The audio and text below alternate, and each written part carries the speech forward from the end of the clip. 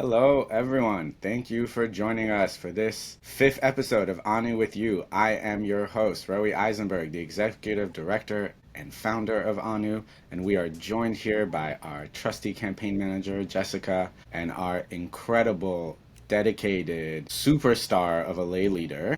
Oh gosh. Yeah, what, you thought I wasn't coming?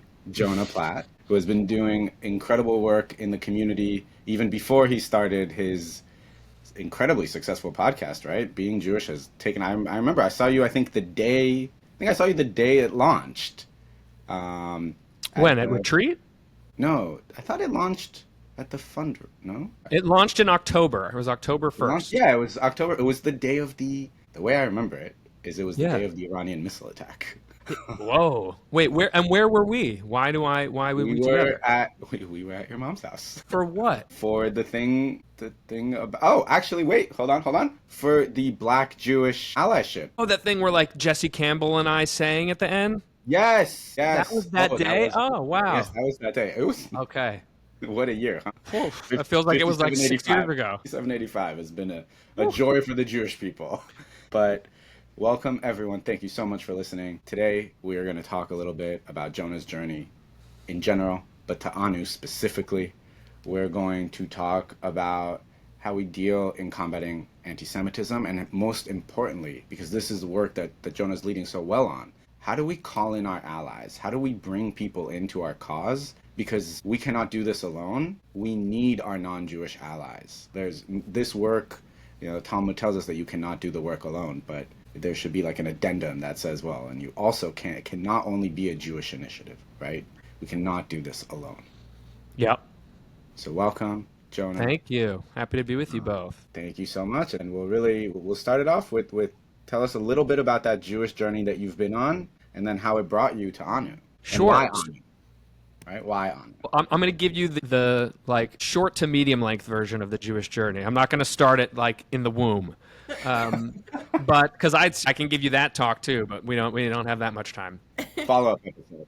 Like, I've been very Jewishly involved my whole life. It's just always been a part of my identity. It's always been what I'm around. I went to Jewish summer camp, Jewish day school. I come from a really big, close-knit, conservative Jewish family. So we're all sort of on the same page at all the bar mitzvahs and the holidays and all this stuff. So very, a part of everybody's lives around me in a beautiful way. And my parents' generation, my grandparents' generation, all really involved as leaders in their communities. So that's always been a part of it too, is like being involved in the community, taking initiative and taking care of the Jewish community. So I was always sort of, as an adult, and it's sort of the trick of being especially when you're single, is, you don't have a spouse and kids yet, which can really sort of focus your Jewish practice or how you want to get involved.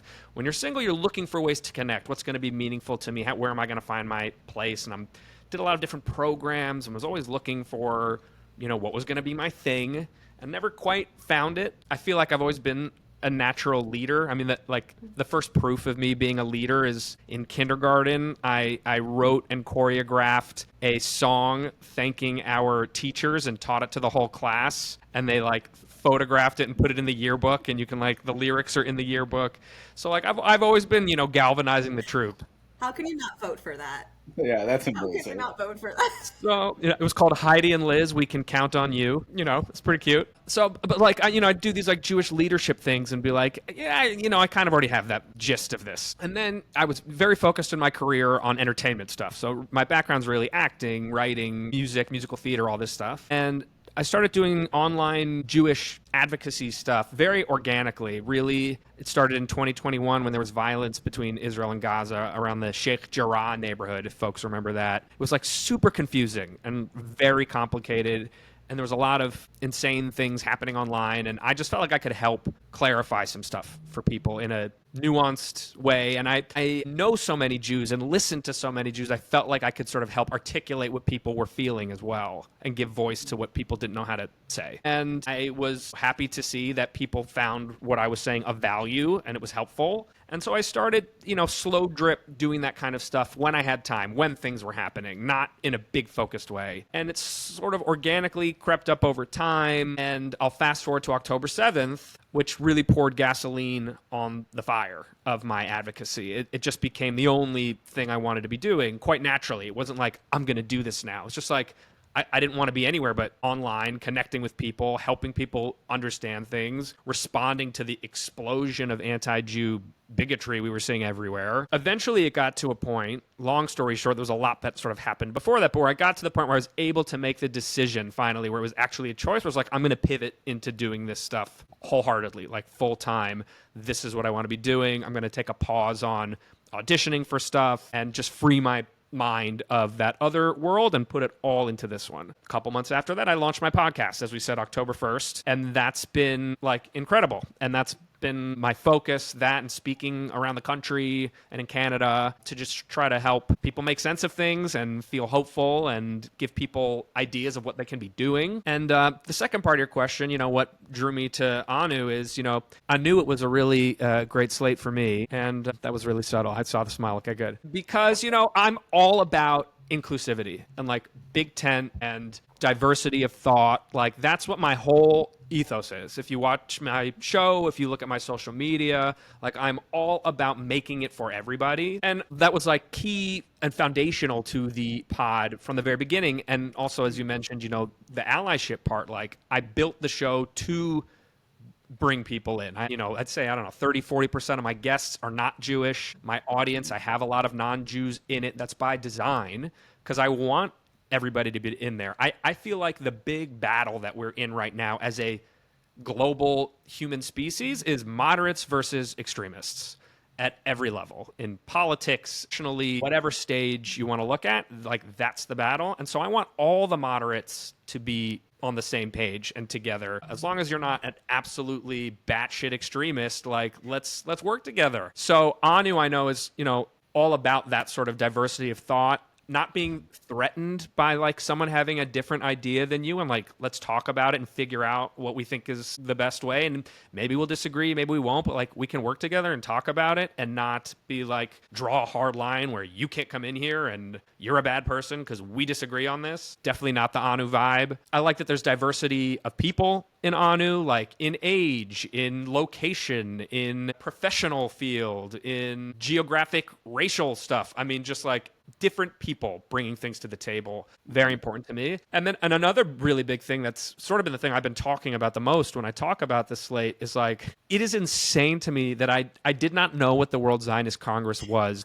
like 6 months ago. And the fact that that's true for so many people is absolutely insane. And the only people who benefit from that are the people who are already comfortable with their position within the Congress and don't want other people to know about it to mess things around. It's like a form of voter suppression is lack of information. And I love that Anu's like, yeah, we want people to know about this and we want people to participate in this because of course that's what we should want. This is like, the Jewish people's priorities and the Jewish people should all be involved in setting those priorities. And if you're going to be political about this and try to, by default exclude people from that conversation, that just flies in the face of everything that I think being Jewish and thinking about the Jewish community is about in a really sort of heinous way that makes me upset that there are people who would even approach this in any way, shape, or form like that and not be completely wanting to bring everybody in.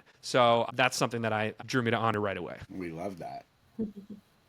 This was, Jess has heard me talk about this a lot, but this was initially started as an educational experiment, right? We didn't know that these 5 years would turn out. When I first thought about this 5 years ago, it was supposed to be just about education. We didn't know that the Jewish world would start tearing itself apart. Of course. And would need a show of unity. And it's amazing that it has to come from us, right? Jess also hates when I say the young people. We're not young, right? We're not, I have a family, you have a family. Like, we're not so young, but in the context of Jewish leadership. Correct. We represent a different generation. Yes, millennial and Gen Z. And the idea was to call them in and have them speak to all their friends. And then, of course, everything happened. It was like, oh, everybody's talking about unity, but I'm not seeing it. And I'm not seeing it in the context of this Congress. Yeah. And to your point, which I think you really touched on something. You've had so many Jewish touch points throughout your life. I mean, you've summer camp and like leadership. And when I first was serious and was like, I'm gonna put in a platform and start recruiting people, For those who don't know, Jonah and I are on this in this leadership program called the National Young Leadership Cabinet. And Through Jewish Federation. Through Jewish Federations of North America. We're both involved in the LA Federation, but it's a national program. And I, at the time, was serving on the executive team. I guess still am. But I wanted to make sure there wasn't a conflict of interest. So I went to the people who run the program, and I said, hey, I want to do this. Is this okay? Like, is there a conflict of interest? And they called me up and they were like, what is this? And I was like, what? No way. Yeah. And they both sat me down, and we're not going to name names because we love them. And they sat me down on Zoom and they were like, explain. And I explained and they were like, wait. So there is an election every 5 years. And they were like, we've been Jewish professionals for 30 years. And you're telling me that I think one of them even said the word, I'm a super user of the Jewish community. Right. And they were like, how do I not know that I'm supposed to be voting? It's absolutely insane. It doesn't make sense. I don't know. Maybe they should be thinking about putting some of that $1 billion into, a couple of meta ads so people know what the hell's going on. It's truly, I hate to be so cynical, but it does feel like it is by design, and it has to be, because who benefits from it, right? Like, that's always the question, is who's benefiting? And like, the only people who could benefit from Jews not knowing about it are people who don't want other people to know about it so they can keep what they got. Which is why we've seen so much misconduct and scandal in this election, because we have so many, scandal, so many new slates shaking things up, breaking the status quo. And it is both annoying sometimes and can be disheartening. But at the same time, I suppose that chaos is how things are changing. Some tectonic plates shifting. I don't know what metaphor I'm going for. The fact that, like, you're saying the word scandal in relation to a World Zionist Congress election is so ridiculous. It's just like, what are we doing here, people? It really is mind-boggling to me. Yeah. Especially given everything we're dealing with. And I think, I want to bring us back, because you're somebody who made such an important pivot in life, right? You have decided to really fully step in to doing the work. And we're seeing so many slates running saying they're going to fix anti-Semitism. They're going to solve anti-Semitism. By mostly, they're not giving us any like real proposals, right? They're mostly like, just give us money and we'll solve it. And one of Anu's big beliefs is that the antidote to anti-Semitism is democracy, right? We're American Jews. We know that when democracy thrives, anti-Semitism does not. And part of that is because when democracy thrives, we as a civil society are working hand in hand with other people. We're not alone in our silos. I want to bring that back to you, because that is something you've been excelling at for a long time, but with this podcast especially. For those who haven't watched it, and you should, Jonah is bringing people in and having really frank conversations about these topics. People who are our allies, who you should get to know. Yeah. Because they're doing something. And so I want to ask you, one, what made you realize that was the path, that the path to solving anti-Semitism is not just screaming about, oh my God, this is what they're doing to us? And two, how are you bringing these people in? I mean, it's incredible that the guests that you've had and the conversations that you're having, you're really calling them in you're really leading with chesed, with loving kindness, right? You're bringing them in. Well, I think that's part of the key, right? Is bringing people in and creating an environment where people want to have honest and frank conversations and want to be like, the world is hard and scary enough without like hardcore 24/7 doom and gloom. Everyone's trying to kill us all day long. I can only have that conversation for so many minutes a day. And, I don't know if there's like, I can pinpoint like a place where I was like, you know what, here's how I'm going to approach bringing in the allies. It's just sort of always been important to me, kind of naturally. I'm just somebody who thinks, like, as you said, like when we work together, like, things are better. I like connecting with people. I like having other kinds of people around me and learning from them and touching each other in ways you didn't expect. Like, that's a good thing. And it sounds funny to say, but like, the way to approach that is to, like, the only way to go outside the echo chamber is to go, I'd like to go outside the echo chamber, and then go outside of it. It's literally that simple. I know it sounds silly, but like, so example, I just went on a trip to March of the Living to Germany and Poland with an organization called Sharaka. And Sharaka is amazing. And like, this is the kind of organization that I would want to support if we had the money to do so. Like these kinds of initiatives. After the Abraham Accords, they formed to create people-to-people bonds between Israel and Jews and the moderate Muslim world. And I got to go on March of the Living with like 20 Muslims from Morocco, Yemen, Lebanon, Pakistan, Afghanistan, Bahrain, just like all these awesome human beings who want to be our friends and want to understand, and like they're you and me, except they live in Morocco and they smoke a bunch of cigarettes and believe in Islam. But like otherwise, we're the same. And it's so easy for people to forget that those people exist. Like the extremists erase all these moderates from the conversation because that's what you see on the news and what you see on your social media are the extremists. And you go, oh my God, that's all of the Muslims, or fill in the blank. But really, there's all these other wonderful people who want to have a good life with like community and people who get along and not fighting and morality and things that like decent, open-hearted human beings want. We just have to go out and find them and like be looking for them and wanting to hold out our hand to them and creating opportunities to do so, and then they happen. You can't just sort of sit there and be like, well, you know, I hope they somehow find my social media feed and see the exact same things I'm seeing and then call me up and say, I see you need help, can I come and help you? Like, that's not how things work. You have to build relationships. That's why it's called bridge building and not bridge, here's a bridge you can walk across that's magically appeared. That's so beautiful. And I'm just thinking, isn't that the best way to show that the Nazis didn't win? Is that not just that we're there, but we're there with people that the world wants us to think are against us. That's history in the making. You walking with this group of people through these camps, showing pride not just in you as a Jew, but in this allyship, in this relationship that is being built. I can't think of anything more.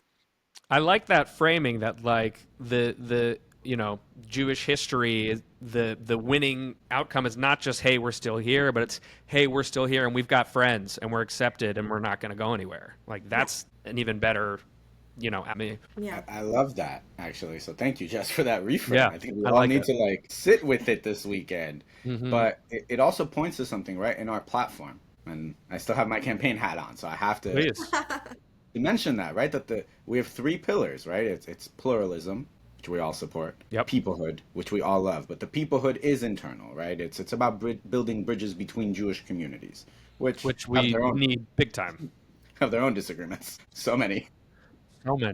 But the third part, when we talk about the pathway to peace, when we talk about our aspirations for regional peace, we are talking about both the region, right? Like making peace with the people who want to have peace with Israel, and they exist. And we've seen that every year, more and more. But it's also about funding shared society initiatives. And I love that you touched on that, Jonah, because that is not something that's currently being funded at let's call it full capacity through the Congress, which does have a lot of money. Yeah. And yeah, please continue. No, and I'm saying, like, I love that that we have you who's out there building these bridges and meeting these people. And then this is one of the powers of Anu, right? Because I did not know about this organization until I followed your journey on Instagram. Yeah, they're new and they're small and they need support. It's like the exact kind of thing that the Congress should be supporting. And the exact kind of thing that to the point, like, we're not asking to give them millions of dollars. They're a small organization, right? Like, you give them $50,000, it's going to change everything for them, and it's going to change everything for us. Yes. Right. I love the way that you went on this journey, that you made these allies, and these allies are introducing us to things we didn't know about. The way that you're going out there and introducing us to organizations we didn't know about. The power of Anu and the power of the Congress to make change. We're seeing in this election a lot of slates like making promises, right? We're talking about anti-Semitism. Well, on the progressive side, there are all these slates that are promising to like end the occupation and create peace and like do it single-handedly. But where are these proposals?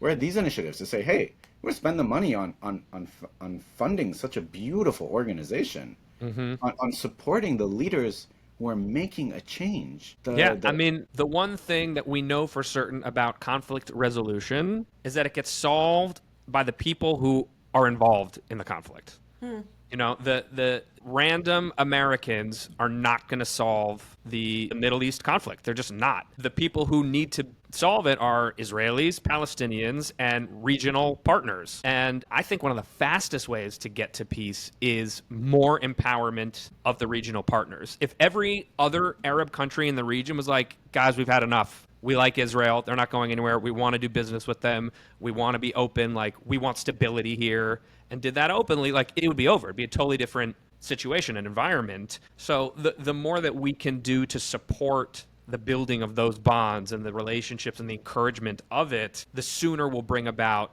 actual stability to the region. I shifted a little bit to, because I have so many opinions of this, but I'm very curious to know yours. I think sometimes the way that we go about fighting anti-Semitism, combating anti-Semitism, is wrong even just from the wording itself, because you hear combat and it's immediately like aggressive, and I feel like that means for people that we're shouting and we are calling out an attack, but we're not really being proactive. We're not trying to get to the root of it, and I don't feel like there are sufficient studies on it. So how do we even go about calling people in? And not to be all negative, but I do think if we're going to make things better, we have to address what we've been doing wrong or misunderstanding. So I'm very curious, Jonah, what do you think that maybe we've been misunderstanding about this journey, and why? I also want to be sensitive to why we've been mistaken about this. We could do a whole pod just on that question. But what I'll say is, like, to me, the core misunderstanding at the heart of anti-Jew racism, anti-Jew bigotry, and hate is this false idea that Jews are a group of rich white Europeans who share a common belief in God and like some customs around that. That to me is by far does the most damage of anything, because the framework that we live in today, we know that anti-Semitism shapeshifts, right? So what does that actually mean? It means that whatever a society hates the most, we couch the Jews in that. And what society today hates the most is white, colonial, oppressive imperialists, which is not what Jews or Israel are, but the big lie pretends that they are. Mm-hmm. Even though it's like literally completely factually inaccurate. You know, the majority of the world's Jews don't even present as whites. It's just like ridiculous. But because we have that false belief, then that allows us to say, you know, oh, well, Zionism is Nazism. It's a race thing, and they just want to exterminate another group. It allows us to say we don't need to include Jews in things that we include every single other minority group in because they're rich and white and they're fine. They're not even a minority. They don't need any special treatment for anything. So I think, you know, the education of literally just that piece, like starting there, that Jews are a tribe, a tribal social group that doesn't really exist in the world anymore. They're all gone except for us, that have not just a shared religion, but a shared language, a shared homeland, a shared language, all this stuff that defines a tribe. Like, that's what Jews are. And we just got spread all over the place because we got persecuted and kicked out. It's not we wanted to get spread all over. It wasn't our choice. So I think education, like if we could get, you know, instead of Robert Kraft getting Snoop Dogg and Tom Brady to yell at each other at the Super Bowl, if we could have gotten him to have Snoop Dogg and Tom Brady say, hey, here's what Jews are, stop being dicks about it, like that would have gone way further than, you know, I hate you because you're different than me, you know, like ridiculous. So I'd like to see money spent on educating the world on that. And then also in terms of education, educating Jews. Like, I think, you know, Jewish day school should be financially viable for everybody who wants it. And then I think, you know, curriculum-wise, we need to make sure by the time you graduate high school, you know what you're up against. So you actually have a good understanding of the conflict, of the arguments people have against Israel, of the truth of what is good and bad about Israel, how the government works. Like, I didn't learn that Israel was a parliamentary democracy until 2018. You know, no one ever taught it to me. It's crazy. It's like I should have learned that in 5th grade at Jewish day school. Like really insane stuff like that we just don't talk about. It's like I can sing all the songs, which is lovely, but like by the time I'm in middle school, high school, like we can handle these concepts, and we should be, so that when you get to college, you're super confident in your identity, in your knowledge, you know who you are, you know what you're up against. And that to me is like the greatest antidote against anti-Jew hate, is if the next generation shows up with like confidence and dignity and self-respect, and people are like, oh crap, I guess I can't push these guys around anymore. I love that so much, because one of the things that I talk about a lot in our Jewish leadership spaces is that we talk about Jewish literacy and everyone is like talking to me about Torah, right? But when I think of Jewish literacy, it's exactly what you said. Like, they should know about Israeli history. They should know about Zionist history. They should know that there wasn't one Zionism, right? It wasn't just Teddy Herzl on the balcony. There was a Chadam, and there was a Rav Kook, and there was Martin Buber. There were all these incredible thinkers that had different ideas, by the way, right? Like when you're sitting at that first World Zionist Congress, 1897. All they did was argue, right? It was like 100 different ideas. And you have no idea which Zionism's going to win back then, right? Like, right. You didn't know if Herzl was going to win this fight. It could have been any of them. And when we're talking about Jewish literacy, like, I want people to know, it's like, we'll even go back to that idea that you were raised in such incredible Jewish upbringing, right? And there it is. We got some little Jewish upbringing right here. We got that. No, we got that Jewish continuity, and I really like. It's so cute. I wish we could see more of the screen, but it's really. Oh, we'll let him come back. Parental duties are above. Yeah, my 2-year-old interrupted a podcast record I did earlier today, and then I got the 6-year-old for this one. Apparently, he or my wife broke a bottle of wine or something, and so I'll have a nice surprise waiting for me after this, I guess. Yes. Your child broke? Yeah, I'm not sure. It's not adding up, but we'll figure it out. I hope it was not the child. Or maybe, I don't know. It depends on how it goes. I'd get more mad if it's the wife than the child. The child, he gets away with it. It depends on if it's kosher wine or good wine. No. Yes. No kosher wine in this house. Sorry, not sorry. But really, to bring it back to Jewish education. Yeah, please.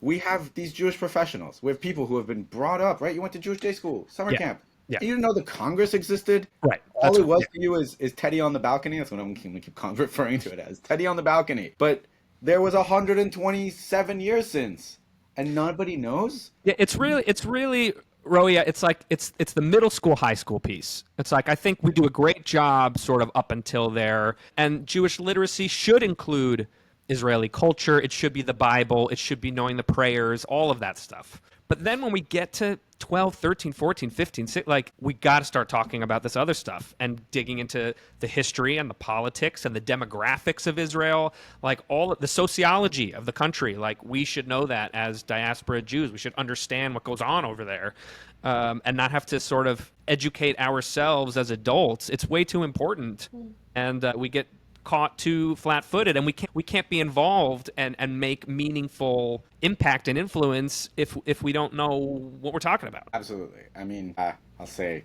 I did the suffering so others wouldn't have to, but I saw that Israelism movie. I really want to watch it too, but I want to watch it in a way where I don't have to pay them to watch it, and I haven't figured that out yet. When UCLA hosted a screening, so there you go, you found it. I found that loophole, and they invited me because they actually wanted my thoughts, and I thought it was really interesting because the movie is terrible. But in terms of just quality of filmmaking? No, it's just I'm going to sound terrible here, but it's like two Jews complaining, and for a whole movie about how they were lied to. And the thing is, so the thesis is not wrong. I think a lot of Jews growing up are not told, they're told the Disneyland version of Israel. Sure. And then they get to campus and they might meet a Muslim or a Palestinian. All of a sudden they're hearing something they've never heard before. And well, nobody told me. But my problem with the movie is, the two people they're interviewing, they're in their 30s. Okay, there was time between you being a freshman exactly at Berkeley. I don't think read books. You're a couple things. One, you're even in general, your education doesn't end when you graduate school. It's your school can only teach you so much. If you didn't learn something in school you wish you'd learned, go learn it. It's that's not an excuse to then hate a country because you didn't get the information up front. And then number two, it's I'm sure, I didn't watch the thing, but a lot of these people who are complaining they weren't taught, it's well, did you go to an intense Jewish high school? No. It's you stopped even having a Jewish education after your bar mitzvah, and now you're complaining that you didn't, in the years where you actually could probably grapple with this stuff, you weren't seeking it out. You didn't go to conversations at the temple about Israel or whatever. It's you stopped your education, didn't self-educate, and now you're upset about it to the point where you're going to use it as an excuse to hate an entire country, which is just, super lame. It's childish. It's really what childish. That movie, It's that's what I'm like, don't fake. watch the movie. It's sort of a fake reasoning. It's sort of like an excuse to do what makes you a good Jew, quote unquote. You know, it's not really not a good reason. But we know what our tradition teaches us, right? Is that what makes you a good Jew is learning, is disagreeing, Yeah. and of course, because campaign kippah. Oh, we should have made kippahs. How did we not make kippahs? Okay. When we win the seats, you'll make the kippahs. Yeah. For the next Congress, we're all showing up with the kippahs. There you go. But one of our proposals, which is so tied into what we're talking about right now, one of our proposals really is, so there's a National Library of Israel. It's a new building. I don't know if anyone's had a chance to go to it. It was just closed when I was there last. And then when I was in March, my travels took me everywhere but Jerusalem, which was sad because I went to Israel and I didn't go to the Kotel. So an odd experience. Doesn't usually happen. But there's this beautiful National Library of Israel. It's an incredible building. Diaspora Jews actually give a lot of money to make this thing possible. But the truth is they have all these documents, all these books, but you have to be there physically. And so our proposal is we want to take that library and turn it virtual and turn it free and make it accessible. We do not believe in gatekeeping Jewish knowledge. There are academic books in there. There are studies. There are, and this will be a long time before this is free, but like there's a lot. No, really, there's like a really intense archive of Israeli documents of like letters from prime ministers and from battlefield commanders about the real history of what happened. And we want to make all of that as accessible as possible. It's like with the CIA archives. We understand we can't like do it all. Like however they planned the assassination of like this sheikh or that. Like, okay, we can keep that classified for another like 10, 20 years. But the things that happened in the 50s, I think it's time we open it up. I think it's time we make it accessible. And I have this dream, and the Congress will probably never support me, of like a Jewish Kindle that we can send to every household. And you can just click on all these books and have them open up to you for free. We are the people of the book. Why are we gatekeeping knowledge? You got to talk to the Harold Grinspoon Foundation, PJ Library.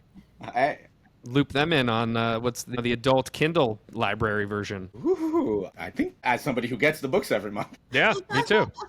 I think you're onto something. You're right. I can't believe I literally get the books, and I didn't even think about our natural allies. I do want it to be through the Congress. The Grinspoon, they've been generous enough. I think it's time for the Congress to spend some of that money on its purpose, which is uniting the Jewish people, promoting Hebrew language, and, enough giving people stupid jobs and spending it on, I don't think anyone even, I've been doing this for a year, Jonah. And I still do not understand where the money goes. It should be so transparent and so involving of the Jewish public. Like the Jewish public should know where every dollar is going. We're all on the same team. That's the big thing. We're all on the same team. We should all know everything together. Which I will say, I think it is what is leading Anu, and also putting my campaign kippah on. Women don't wear kippah. We're pluralistic. Can if they want. Yeah, we're pluralistic. The reasoning I was given, my grandfather was a rabbi. This is such a tangent, but we're Jewish. My grandfather was a rabbi, and I was able to be in Jewish day school, and I've also always been involved with just Jewishness in general. The reason I was given is you don't need it. You're closer to God. Nice. All right. So I was like, beautiful. That's fine by me. I like that reason. But what I was saying. Tangents aside. Now I'm completely... transparency? Library, transparency. Thank you. The way that we started this campaign was, okay, well, how does an election campaign work? We need to propose things. We need to get people excited about our movement. We can't just ask for a vote without offering anything, and we have to respect voters' intelligence. And that means that after the election, we have a relationship with the constituents. We will inform. We will continue to have a communication. We answer every email in our inbox, every DM, maybe not in timely fashion because we are self-funded. Because we have jobs. Yes, but we have to keep that up. They should know, and they should be able to tell us things, and that's the way it should work. And I think that is part of the issue of the opaqueness of the World Zionist Congress, is if people find out that you can vote for us and hold us accountable because in 5 years we're going to need your vote again, they're going to expect things from us. So as they should. Things from us. Yeah, expect things from us if you vote for us. Even if you don't, you are our constituents, and we owe you that. It's very true, right? Like at the end of the day, we're American Jews. You know that the president is not the president of Republicans or Democrats, right? They're the president for all of us. And this is true of the Congress. And I think that's where it's a little bit lost its way, where everyone's like, oh no, vote for me and we'll take the money and give it to our community. Right. Absolutely not.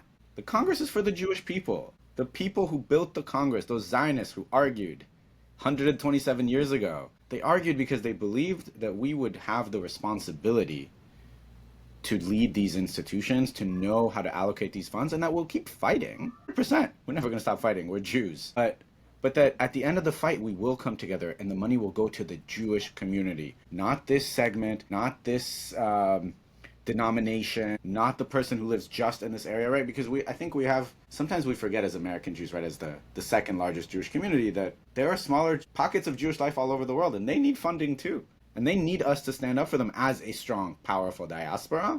It's up to us to make sure they're getting the funding. We can't take it all here. Mm-hmm. We need to make sure that Jews in South America, and I recently learned there's a thriving Jewish community in Hong Kong. Wow, I didn't know that. I had no idea. I knew Shanghai, I didn't know Hong Kong. Expats. Actually, as I found out last week, we know that there's a big Australian Jewish community, but did you know that they don't get to vote in the Congress? Their federation just decides. They just pick their delegates. They don't get a democratic option. It's weird. I know. And they're like not a small community. That's a big community. So there's so much that we have to fight for the global Jewish people, but it has to be for all of us. I think that some of the things, there are 22 options in this election. One thing I can say is when you vote for us, you're voting for people who understand what the vision is. The vision is to take care of all of us, even the ones that don't agree. I have this joke that people ask me because we're big wide tent, right? Like, well, what are the bounds? Yeah. And I always say, like, my joke is like, well, it's like, as long as you see non-Jews as people, and as long as you think that my brisket bow of a son, my Asian Jewish son is Jewish, then you're in the tent. But the truth is, once you give us the vote and we get to the Congress, I also have to think of those Jews who don't agree with that, who don't believe that my son is Jewish, because they are still Jewish. Mm-hmm. And I have to make sure that their life is protected, right? We can't be like, well, all right, anti-Semites, get those Jews, leave us alone. Right. That's the target over there. Yep. No, they're part of our global Jewish peoplehood, and we have a responsibility when we get to the Congress to stand up for the right thing for everyone. And I think because we have talked a lot, and we can go on many, many more tangents. I'm inspired now. I wish I could vote again. Well, certain parties would tell you Chicago rules, right? Vote early, vote often. But we are the slate of integrity, and we propose election reform. So do not vote more than once. What we will say, because we had a guest earlier this week tell us to be insufferable, is that make sure that by Sunday night, you go to ZionistElection.org and you vote number 6 Anu. You could vote for other parties, but I think Jonah has incredibly eloquently told you why you should vote for us. And after you vote for us, you take a screenshot of that I voted and you send it to at least 3 people that you know. There you go. Right? We're vote tripling. We're learning from professional campaigners. And when we get elected, you're going to say, I knew that was the right choice. I wish we could just end it there like the mic drop, but we do have one more question that Roei is now asking all We do have more questions for you.